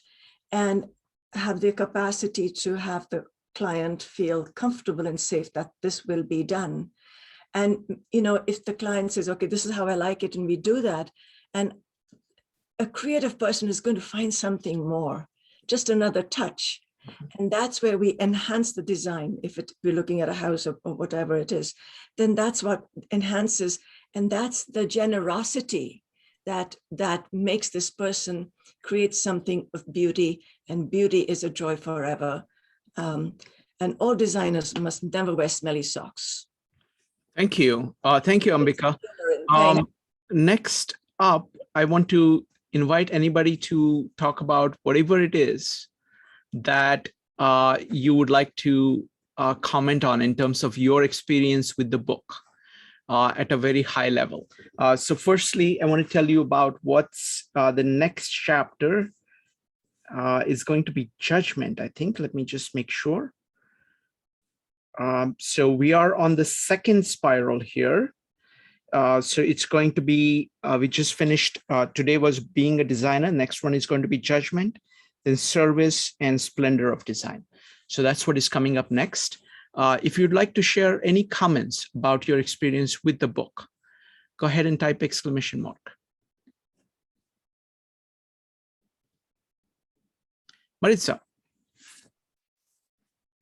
So when I went to read this chapter, Shrikant, I had not yet read this one. And I decided, I don't want to read becoming a designer, or I'm sorry, I don't want to read being a designer before reading becoming a designer. I feel like that I'm going to read that in order, in the whole chunk. Mm-hmm. So I read becoming a designer first. I have to admit that I felt a shock because it was very unpleasant for me. And I really enjoyed every other chapter I've read in this book. So when I read that one, I actually had to put the book down for a minute. And I was like, oh crap, I still have to read the one we're going to read for Monday. And then I read that one, and the first part of it was also not pleasant. And I've made my peace with it since, but it was just a shock because I felt like the tone of these two chapters differs from what I've read thus far in several of the other ones. And just because I really did feel that it was a walking back of what I had thought was a major premise of the entirety of the book. So it was kind of hard to grapple with. And I think by the end of chapter 15, I'm not as convinced anymore that it was just pointing to like absolute designers in industry, but that was very much the feel. It very much, all of chapter 14 read to me like, well, you little finance girl, get the heck out of this book because it's not for you. Or you little gardener, get the heck out of this book because it's not for you. I felt like there was a list somewhere of the approved people that should be reading this book. And I just didn't know what it was, but I was sure I was not on that list. But I decided to reread it, just, glutton for punishment. But in rereading it, I just changed my perspective. I said, no, this is for me. I'm going to find the how. And the way I made my peace with it was in viewing it from the perspective of, he told me at the very beginning that I could be a designer too. I'm going to stick with that. And I'm not going to allow him to dissuade me. And in doing so, I reread both chapters, and I felt much better the second time for reading them. And I actually, it really was very interesting to read it a second time, knowing that I had found it to be distasteful the first time, because it really was, honestly, just frankly, it was very off-putting the first time. But then I realized that it's okay, because what's being done there is providing and presenting the data in a concrete manner that one can reference.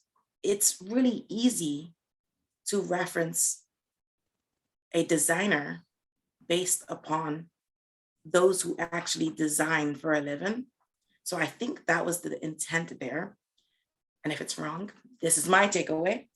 My takeaway is that the intent was to show and explain, not to exclude or state emphatically that it's only for this small box.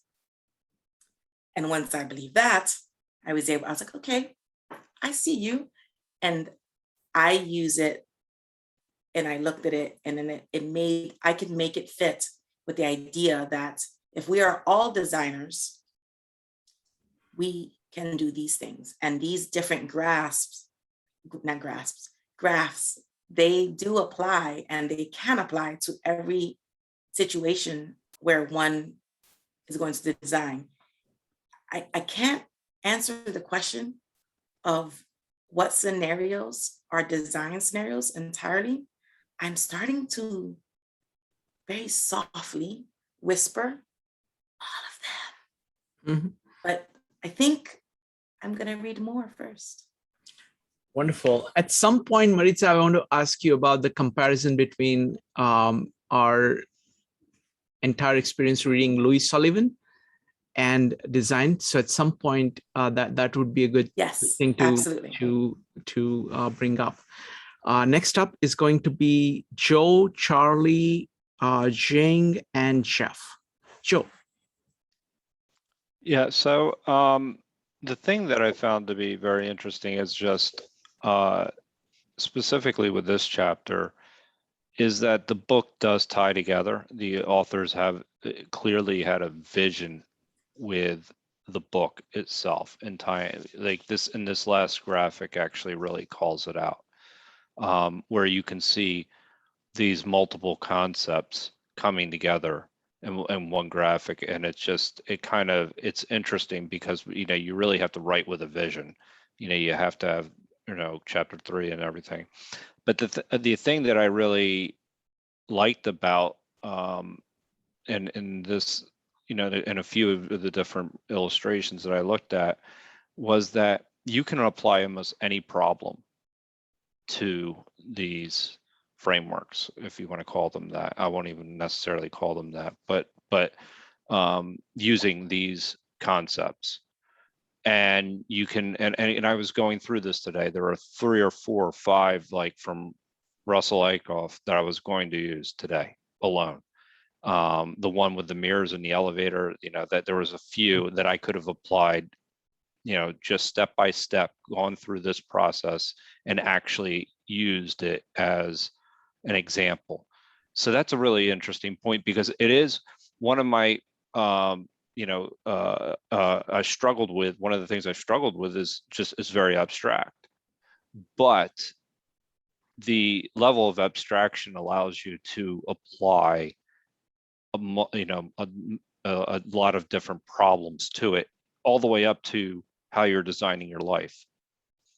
And as we were talking about, the importance of character, and I brought up I appreciate the fact that characters often, or even that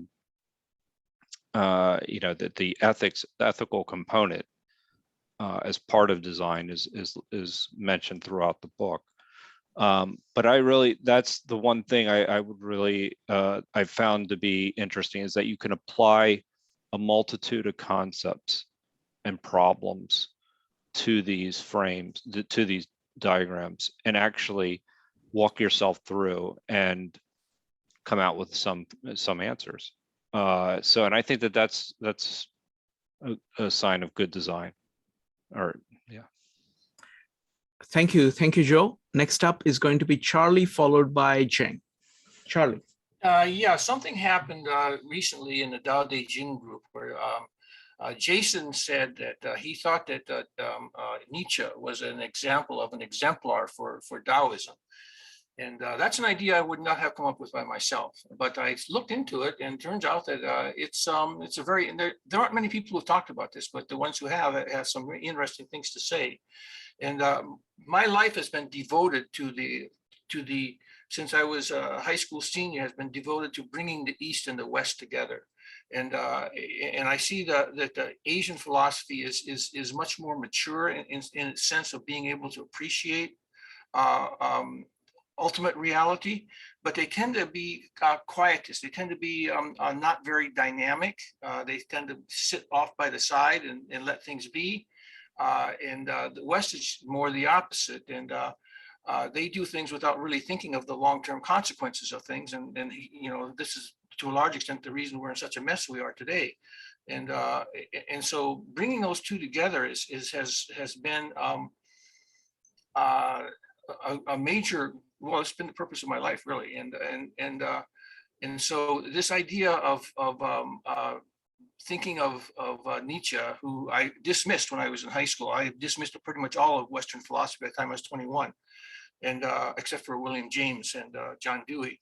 And so it's recently, because of Ian McGilchrist, I've gone back and I realized that I shouldn't have dismissed Martin Heidegger, because I dismissed him because he was a student of Edmund Husserl, and I didn't like Edmund Husserl, and I didn't bother to read Heidegger at all.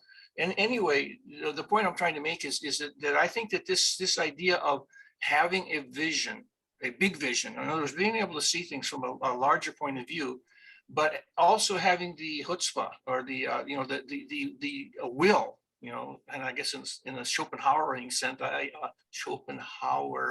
sense, that's a heck of a word, that there is something that to that idea that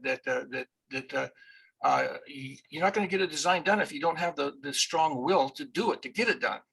But at the same time, if your strong will to get something done is to build another, weapon of mass destruction, well, yeah, okay, fine. What good is that? And so it's this whole idea of contextualizing is important, but it's also important to have some kind of a strength of will to get it done. Thank you. Next up is Jing, followed by Jeff and Becky. Jing. Yeah, so I think in our group, somebody mentioned about the book is a little bit hard to read, and I experienced myself as well. I think it helps me to be a designer. But I think at the beginning of the book, I think the ambition of the book is create this design culture. In order to create a design culture, we need to reach a bigger group of audience. I'm thinking, like Jordan Peterson, he wrote Map of Meaning, then very few people read it. Then he wrote 12 Rules, which everybody reads. It helps many, many people. I think in order to get in depth, maybe you have to start a book with very deep, if you want to get into the essence of the things.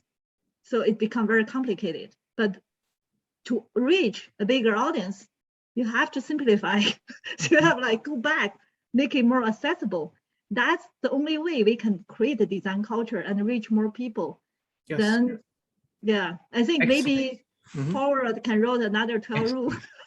Excellent. Yeah, excellent point. Thank you, Jing. Next up is Jeff, followed by Becky. Jeff, what's your experience with the book? So I haven't read the whole book, but I have read a couple of different chapters, and there are things in this chapter connected to a couple others that I think are really important. So I think that character is essential. I think everything flows from character, and I love that it's here. I think that all of this without character would be very weak indeed. So I cannot underestimate the significance of character. Second, I read the service chapter, and I think that this, the line from it, that design as defined in this book is different from other traditions of inquiry and action in that service is the defining element. That design is by definition a service relationship. And when we get to that chapter, I think it's going to be fascinating, because I think that the way service is defined is very mature, beyond helping, actually, instead of just helping. And I think that's a hugely powerful concept.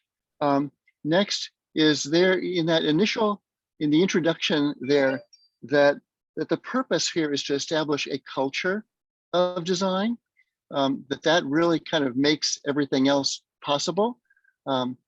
I think many of you know one of my favorite quotes from Peter Drucker is that culture eats strategy for breakfast. And my only disagreement with it is that I think culture eats strategy for breakfast, lunch, and dinner. And that a culture of design is essential here. It is not just a step-by-step process. It is a relational thing, not only between people, but even the steps or the aspects and dimensions of it. And last, I was thrilled to see early in this chapter that part of the essence to allow all those other things to happen is the releasing of preconceived orientations, where then one can freely make these, or the team, or the combination of the designers and the stakeholders can freely make these decisions regarding, as Jing, you said you were using in your example, sort of the co-creating ways to improve the things that exist, adding the addition to the home, versus co-creating new things that might replace other things because they're no longer relevant or necessary. And I think we're in an age where improving some things is really essential, in the immediate, but we are faced with significant things that need to be created anew in order to replace and be much better than the way they were initially conceived and have played out. So I'll stop there. Those are things that I really appreciate about the orientations in the book. Thank you. Thank you, Jeff. Next up is Becky, followed by Mark. Becky. I'm with Jeff. I have not read the full book, but I'm following with the schedule that you laid out. And every week I'm excited to see like what else am I missing? How else am I filling my understanding? And how it's developing over time. And one of the things that I struggled with was understanding the role of leadership and character, because I don't know how common that's taught with design, but it just seems like such a foreign thing to me, that leadership and character would be one with design. But the more that I've experienced applying what the concepts were to my own like life and work, I'm starting to see, like, actually, I would hate my job if I did not have the ability to make decisions from my character. And actually, I mentioned last week that I job crafted a lot, and I absolutely despised my job because initially things were being given to me and I didn't have a say to decline the projects that I had to take on. But once I've established that autonomy, I had the ability to say, no, this is not a project I want to take because it does not align with my values, or it does not align with what I care for. And so I'm starting to see, like, I'm actually injecting that piece of me that Ambika had and Jeng had brought up, of like the heart and into what you do. And that reflects in the quality, because this is an extension of you. This is something you can be proud of. It's the externalization of a thought, and it's a collaborative effort of something that was an idea that comes into reality. And so it's really exciting to see that. And my most recent application of this, I was so excited that I texted you, Shrikant, and about it. Was like, I've been working on a project for quite a while. And so I've been very integrated with this startup and what they had going on with their what they can do. And so when we partnered up 2 years ago, it had been like, okay, well, I'm kind of working off what they have, but here's this completely new ask.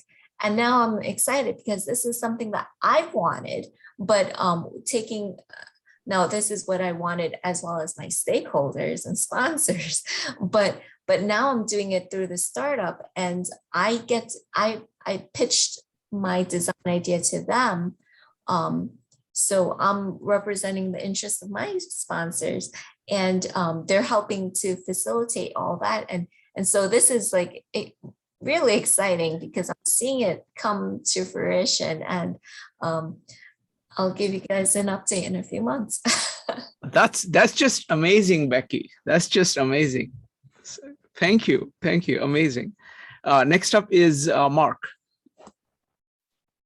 So I guess I've been wanting to say this for a couple of weeks now, but every time at the end, it seems that a lot of the comments come together in a way that made me think of one of my favorite songs by a group named Please Rush. go ahead. You've been wanting to talk about a song. Okay. I'm not going to sing. You're not going to sing?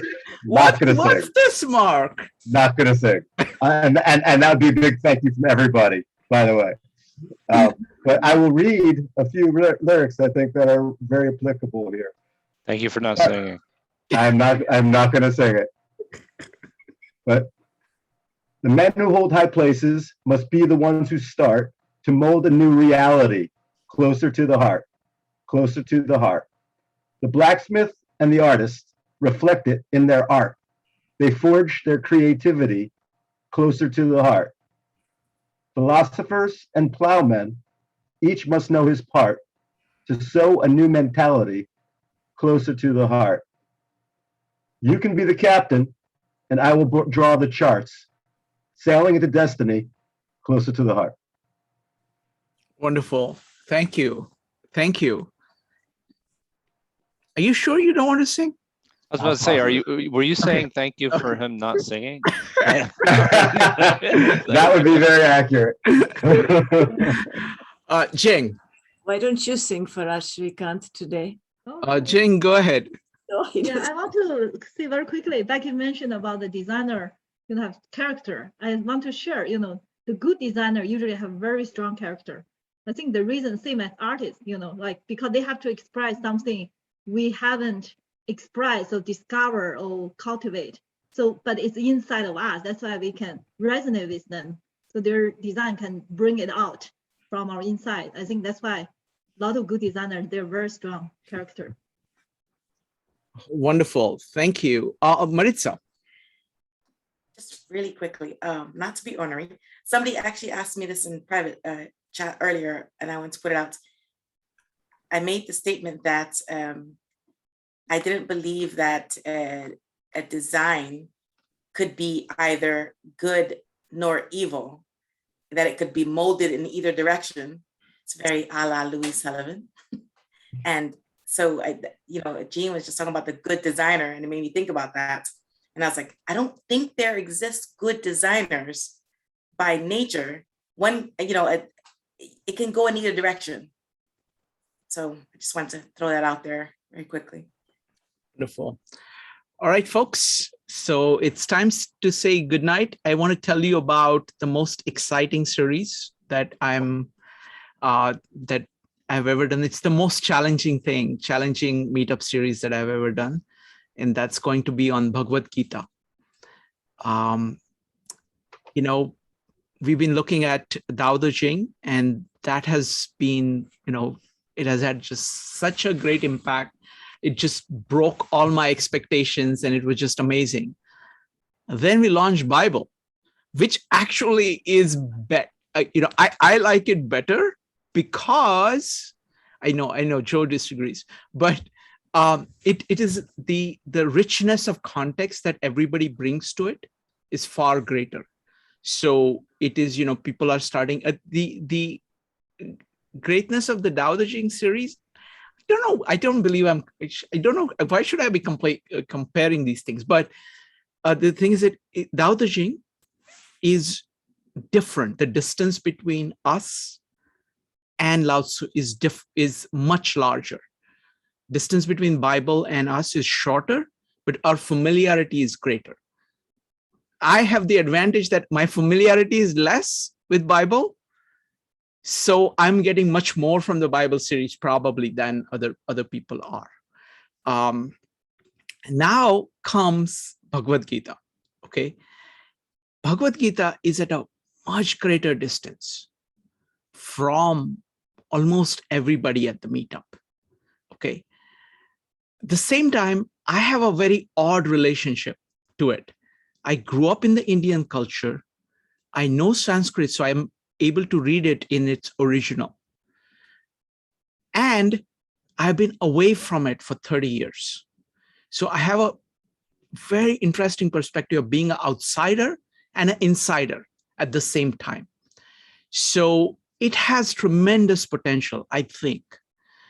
And I'm going to try. It's enormously difficult thing to pull off because almost everybody puts their own thoughts into Bhagavad Gita in their translations. So it is very, very hard to do it. So I'm fortunate that I can read Sanskrit. The person that I'm recommending translations for the English translations, those of you who can't read Sanskrit and are not willing to learn Sanskrit between now and this Friday, I would recommend the translation by Sri Aurobindo, partly because he's one of the deepest thinkers. He's considered to be like in the top 10 most influential and deepest thinkers on Indian philosophy in the 20th century. So that's why I picked him. But feel free to use any translation that speaks to you. We'll do the same kind of thing. It's going to be a lot of back and forth. There are a lot of people who are giving me advice on how to do this. So I'm using every advice. I'm pretty much ignoring most of the advice. I'm going to do it in a very different way. So I don't know how it's going to turn out, but I invite you to come and find out. It's going to be on Fridays at 9 p.m. All right, folks. Yes, Joe, do we get any extra credit for learning Sanskrit by Friday? Stop Okay, it, Joe. Good luck with that. Okay. Yes, of course. Let's do one thing. Such an overachiever. Okay, how about this? I'll give you a much simpler assignment. This is how you speak Sanskrit, okay? You don't read Sanskrit, you recite Sanskrit. This is how it is spoken. Because, see, I want to point out that this is such a deep issue that even the language is handled differently. Just like we saw in Tao Te Ching, that each of the characters is pictures, and the way in which the ideograms are processed by the brain are different than alphabet. Similarly, this one is something else, okay? So this is how it sounds. Dharma kshetre kurukshetre samaveta yuyutsava mamakaha pandavascheva kimakar tutva sanjaya. So it's sung. Say somebody sung tonight. It is recited. So anyway, so that's what is coming up, folks. See you, folks. Bye. Good night. Good night. Good night.